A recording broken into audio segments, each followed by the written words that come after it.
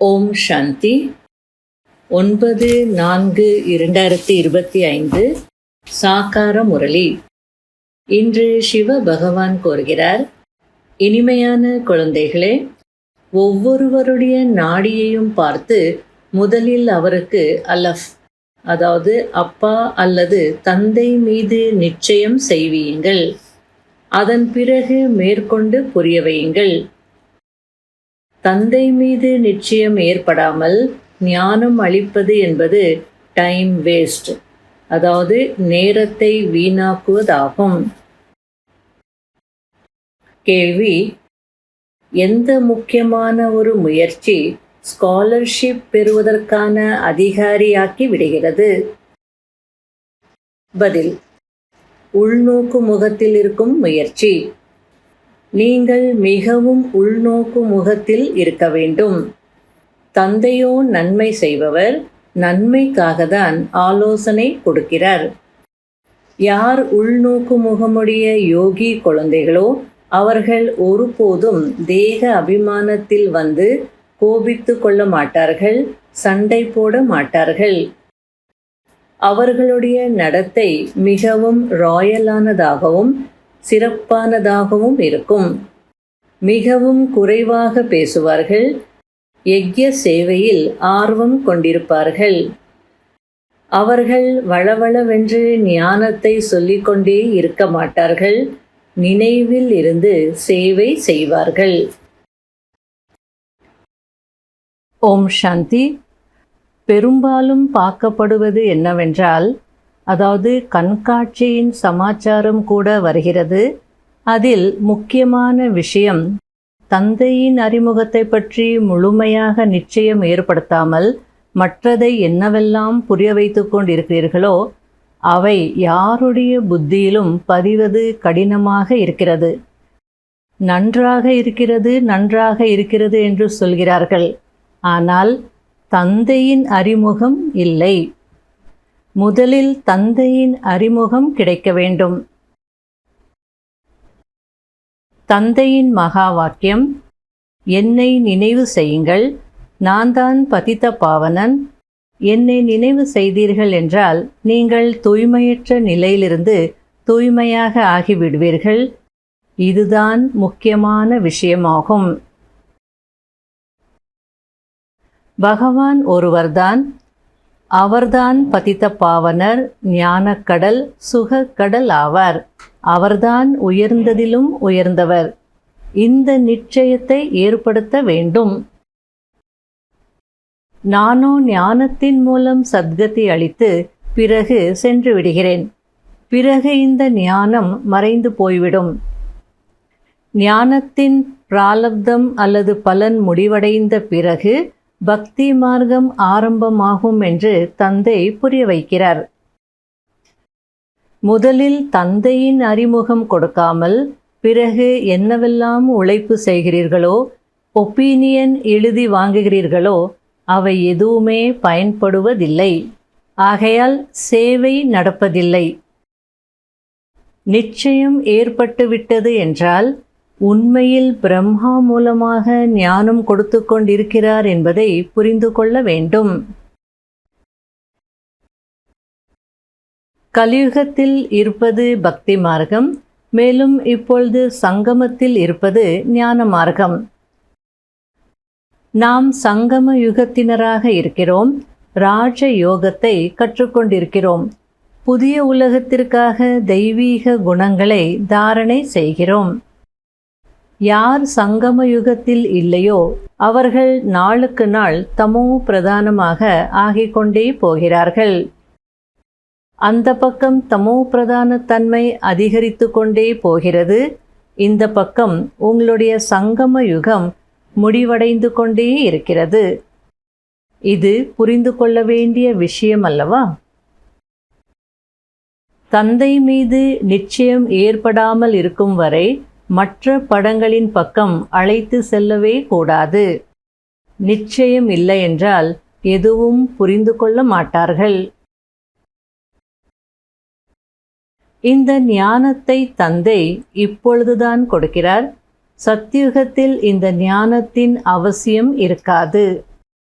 பிறகு பக்தி ஆரம்பமாகிறது. எப்பொழுது என்னை நிந்தனை செய்து முடிக்கும் நேரம் வருகிறதோ அப்பொழுது நான் வருகிறேன் என்று தந்தை கூறுகிறார். அதாவது பக்தி மார்க்கத்திலையும் மகாபாரதத்தில் காட்டியிருக்காங்க. சிசுபாலன் அவன் பாட்டுக்கு நிந்தனை செய்துட்டே இருப்பா, திட்டிகிட்டே இருப்பா. ஆனாலும் கிருஷ்ணர் ஒன்றுமே சொல்ல மாட்டார். 100 ஆனதும் அவருடைய தலை வெட்டப்படுது. அப்படின்னா அவங்களுடைய பாவ குடும்பம் நிரம்பணும். அதனால் எவ்வளோ நல்லா பாபா சொல்லிகிட்ருக்கார், என்னை நல்லா நிந்தனை செய்து முடிக்கிற நேரம் வரும்போது தான் நான் வருவேன் அப்படின்றார். எந்த குழந்தைகள் ஞானம் நிறைந்த ஆத்மாவாக இருப்பதின் கூடவே யோகி ஆகுவதில்லையோ அவர்களிடம் தேக அபிமானத்தின் அம்சம் அவசியம் இருக்கும். யோகா இல்லாமல் புரிய வைப்பது எந்த வேலைக்கும் உதவாது. பிறகு தேக அபிமானத்தில் வந்து பிறரை தொல்லைப்படுத்தி கொண்டே இருப்பார்கள். குழந்தைகள் நன்றாக சொற்பொழிவு ஆற்றினார்கள் என்றால் தாங்கள் ஞானம் நிறைந்த ஆத்மாக்கள் என்று நினைத்து கொள்கிறார்கள். ஞானம் நிறைந்த ஆத்மாக்கள்தான், ஆனால் யோகா குறைவாக இருக்கிறது என்று தந்தை கூறுகிறார். யோகத்தில் முயற்சி மிகவும் குறைவாக இருக்கிறது. சார்ட் வையுங்கள் என்று தந்தை எவ்வளவு புரிய வைக்கிறார். யோகத்தின் விஷயம்தான் முக்கியமானது. எனவே யோகா இல்லாமல் விகர்மங்கள் விநாசம் ஆகவில்லை என்றால் பிறகு என்ன பதவி அடைவீர்கள்? யோகத்திலோ நிறைய குழந்தைகள் ஃபெயில் ஆகிறார்கள். நாங்கள் 100% யோகத்தில் இருக்கிறோம் என்று நினைக்கிறார்கள். ஆனால் 2% தான் என்று பாபா கூறுகிறார். இந்த பிரம்மா பாபா சுயம் கூறுகிறார், உணவு உட்கொள்ளும் போது நினைவில் இருக்கிறேன், பிறகு மறந்து விடுகிறேன். ஸ்நானம் செய்கிறேன், அப்பொழுது கூட பாபாவை நினைவு செய்கிறேன். அவருடைய குழந்தைதான், இருந்தாலும் நினைவு மறந்து விடுகிறது. எனவே முயற்சி செய்து பாருங்கள். துணி தைக்கிறீர்கள் என்றால் பாபாவின் நினைவில் இருக்கிறேனா என்று பார்க்க வேண்டும். நான் எவ்வளவு நேரம் நினைவில் இருக்கிறேன் என்று தன்னை பார்க்க வேண்டும். பிறகு பாபாவிற்கு ரிசல்ட் கூற வேண்டும். நினைவு மிகவும் அவசியமாகும். நினைவின் மீது அன்பு இருந்தது என்றால்தான் ஸ்ரீமத் படி நடக்க முடியும். பாபா எவ்வளோ அழகா சொல்லிட்டு இருக்கிறார். யோகாவை நேசிக்கணும். யோகத்தின் மீது லவ் இருந்தது என்றால் நீங்க ஸ்ரீமத் படி அப்போதான் நடக்க முடியுன்றார். எந்த குழந்தைகள் யோகத்தில் பக்குவமாக இருப்பதில்லையோ அவர்கள் தேக அபிமானத்தில் வந்து கோபித்து கொண்டும் சண்டை போட்டுக்கொண்டும் இருப்பார்கள். யார் பக்குவமான யோகியாக இருப்பார்களோ அவர்களுடைய நடத்தை மிகவும் ராயலானதாகவும் ஃபர்ஸ்ட் கிளாஸ் ஆனதாகவும் இருக்கும். மிகவும் குறைவாக பேசுவார்கள். யக்ய சேவையில் கூட ஆர்வம் இருக்கும். இன்னும் சிலர் யக்ய சேவையில் எலும்புகள் கூட போனாலும் போகட்டும் என்று இதுபோல் இருக்கவும் செய்கிறார்கள். ஆனால் நினைவில் அதிகமாக இருந்தீர்கள் என்றால் தந்தையிடம் அன்பு இருக்கும், மேலும் குஷியாக இருப்பீர்கள் என்று பாபா கூறுகிறார். இன்னைக்கு பாபா யோகத்தினுடைய ரிசல்ட் அனௌன்ஸ் பண்ணிட்டுருக்கிறார். நாம் நினைக்கிறோம் 100% யோகிகள் அப்படின்னு சொல்லி. ஆனால் பாபா சொல்கிற 2% கூட இல்லை. யோகத்தில் தான் நிறைய பேர் ஃபெயில் ஆகுறீங்க, டிஃபிகல்ட்டான சப்ஜெக்ட்ன்ற மாதிரி சொல்கிறார். யோகத்தில் பக்குவம் இல்லை, கச்சாவாக இருக்கிறீங்கன்னா, காயாகவே இருக்கிறீங்க அப்படின்னா தேக அபிமானத்தில் வருவீங்க, கோச்சிப்பீங்க, சண்டை போடுவீங்க. சில நேரத்தில் நல்ல யக்ய சேவை செய்வாங்க, எலும்புகள் கூட தேயிட்டோன்ற மாதிரி செய்வாங்க. ஆனாலும் பாபா சொல்கிறார் யோகா மஸ்ட்டு. நல்ல யோகத்தில் இருந்து என்ன வேணாலும் செய்யுங்க, சேவை செய்யுங்க, மற்றது செய்யுங்க, எல்லாம் செய்யுங்க. யோகத்தில் அதிகமாக இருந்தீங்கன்னா குஷியாக இருப்பீங்க அப்படின்றார். பாபா மீதும் அன்பு இருக்கும். நாளுக்கு நாள் நிறைய நல்ல விஷயங்கள் அதிகமாக புரிய வைக்கப்படுகிறது. உங்களுக்குள் கூட அப்படியே பேச வேண்டும், அந்த விஷயங்களை டிஸ்கஸ் பண்ணணும் அப்படின்றார். இனிமையிலும் இனிமையான தேடி கண்டெடுக்கப்பட்ட செல்ல குழந்தைகளுக்கு மாத்பிதா பாப் தாதாவின் அன்பு நினைவுகள் மற்றும் குட் மார்னிங். ஆன்மீக குழந்தைகளுக்கு ஆன்மீக தந்தையின் நமஸ்காரம். கடைபிடிக்க வேண்டிய முக்கியமான சாராம்சம். முதல் பாயிண்ட், யோகத்தில் நிறைய உழைப்பு இருக்கிறது.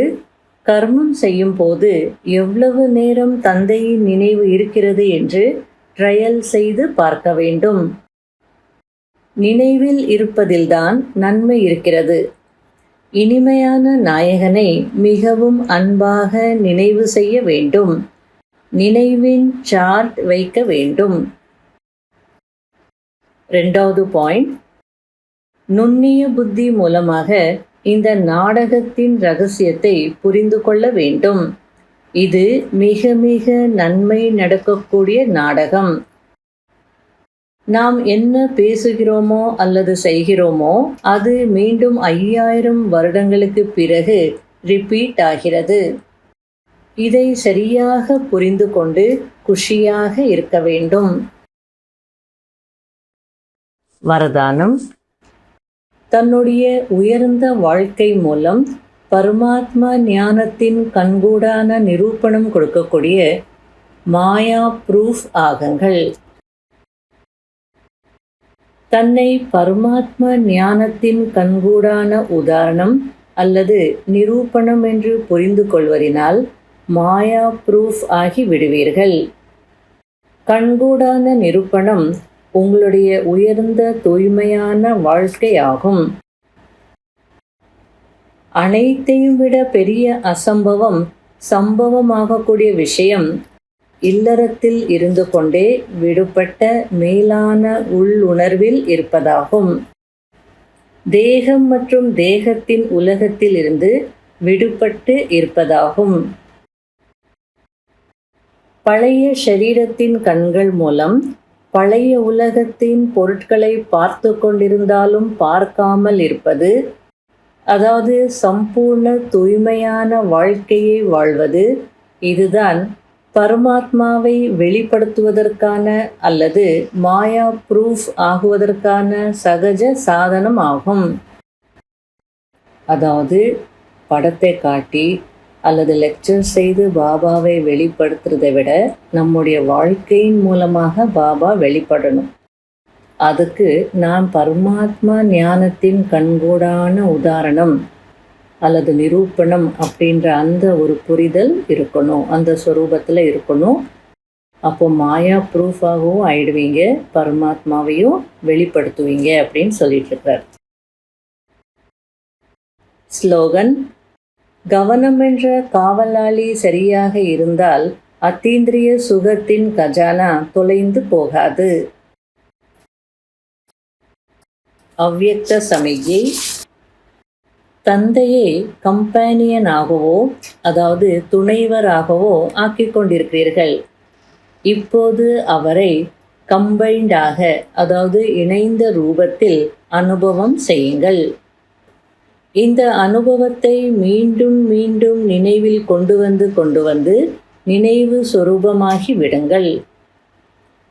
அடிக்கடி இணைந்த ரூபத்தில் இருக்கிறேனா, விலகிவிடாமல் இருக்கிறேனா என்று சோதனை செய்யுங்கள். எவ்வளவு இணைந்த ரூபத்தின் அனுபவத்தை அதிகரித்து கொண்டே செல்கிறீர்களோ அவ்வளவு பிராமண வாழ்க்கை மிகவும் அன்பானதாக, மனதை மகிழ்விப்பதாக அனுபவம் ஆகும். ஓம் சாந்தி.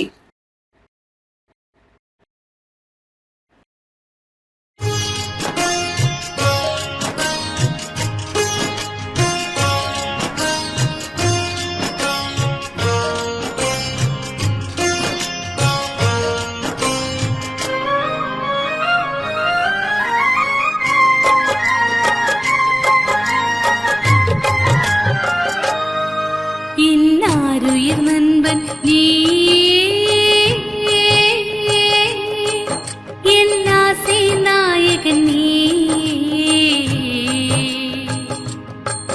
என்னுயிர் பாபா உன் மனதில் பலியாகிறே, என்னுயிர் பாபா உன் அன்பில் பலியாகிறே, எல்லாருயிர் நண்பன் நீ.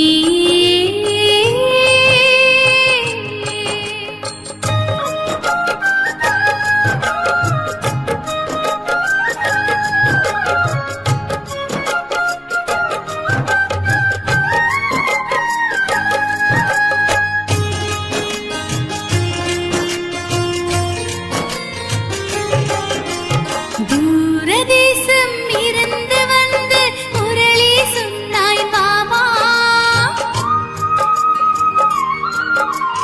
தூங்கியிருந்த உயிர்களுக்கெல்லாம் நிம்மதி தந்தாய் பாபா. தூரதேசம் இருந்து வந்து முரளி சொன்னாய் பாபா, தூங்கியிருந்த உயிர்களுக்கெல்லாம் நிம்மதி தந்தாய் பாபா.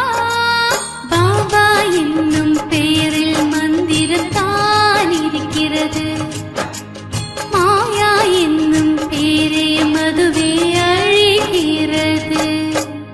அதர்ம உலகம் மாறட்டுமே, புது ஸ்வர்க்க உலகம் தொடங்கட்டுமே. என்னுயிர் பாபா உன் மனதில் பலியாகிறே, என்னுயிர் பாபா உன் அன்பில் பலியாகிறே, எல்லாருயிர் நண்பன் நீ.